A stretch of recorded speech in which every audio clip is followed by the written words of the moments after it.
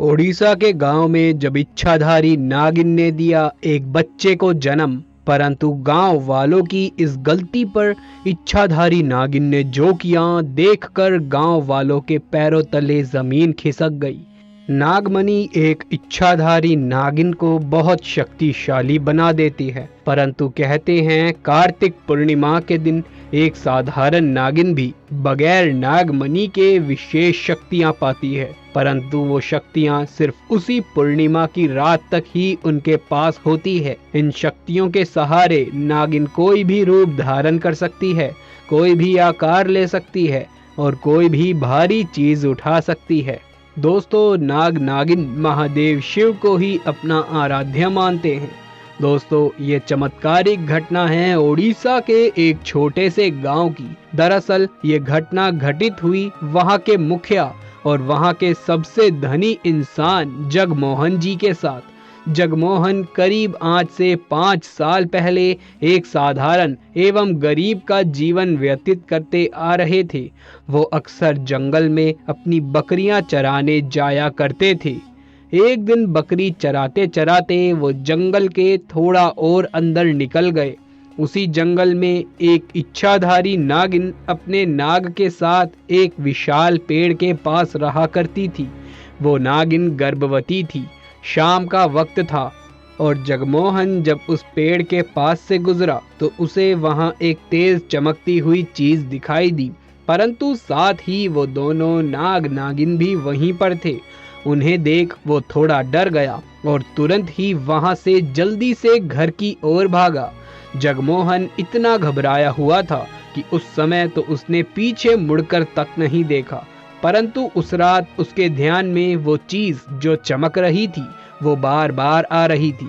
वो इतना तो समझ गया था कि हो ना हो वो कोई बहुत मूल्यवान चीज थी और वो अगर मुझे मिल गई तो मैं भी धनवान हो जाऊंगा।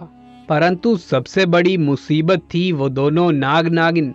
अगले दिन वो वापस जंगल उसी पेड़ वाले स्थान पर गया और कुछ दूर खड़े रहकर छिपकर उस पेड़ के पास रह रहे नाग नागिन को देखने लगा। कुछ देर देखने के बाद उसने ध्यान दिया कि नागिन तो गर्भवती है।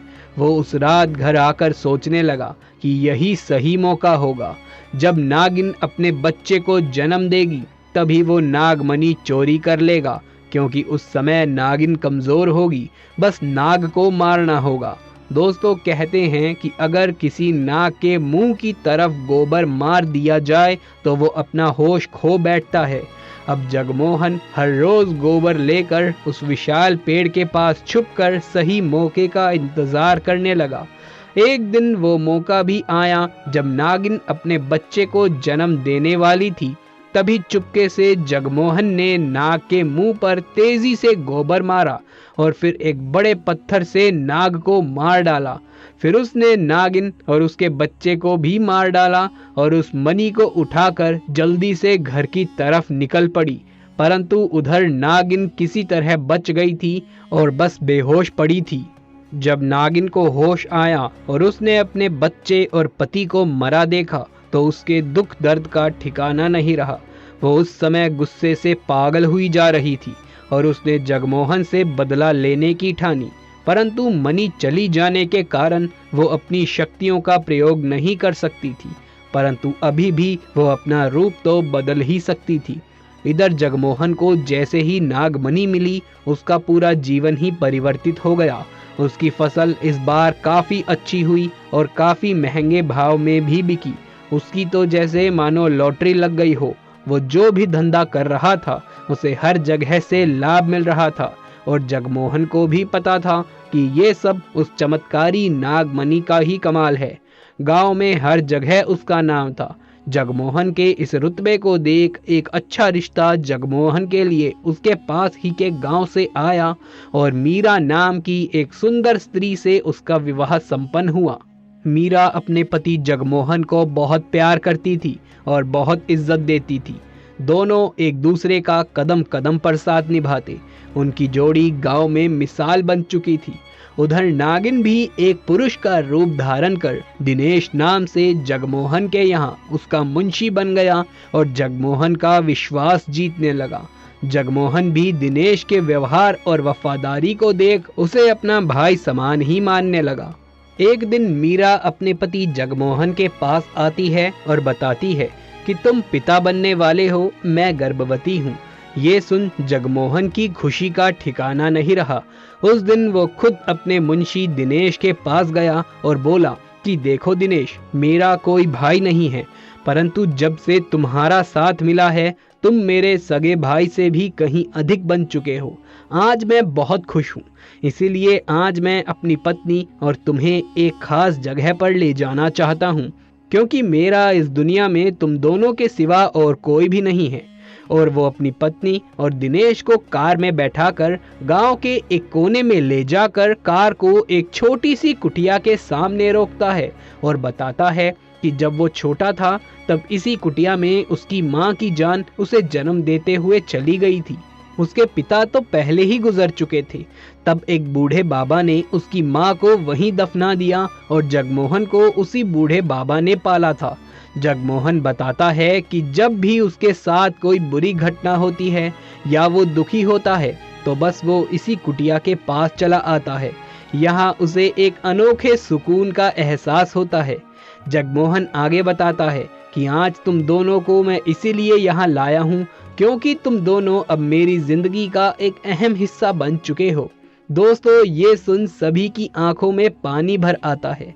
कुछ देर रुकने के बाद जब वो वापस पहाड़ी से होते हुए घर को जाते हैं तो अचानक से उनकी गाड़ी पहाड़ी पर एक बड़े पत्थर से टकराती है और गाड़ी को जोर का झटका लगता है, जिसके कारण जगमोहन तो कार में ही फंसा रह जाता है, परंतु उसकी पत्नी मीरा पहाड़ी से नीचे गिर एक पेड़ पर अटक जाती है और उस पेड़ के ठीक नीचे बहुत गहरी खाई थी। दोस्तों, वो रात कार्तिक पूर्णिमा की ही रात थी। दिनेश अपनी शक्तियां पुनः पाकर नागिन रूप धारण कर लेता है।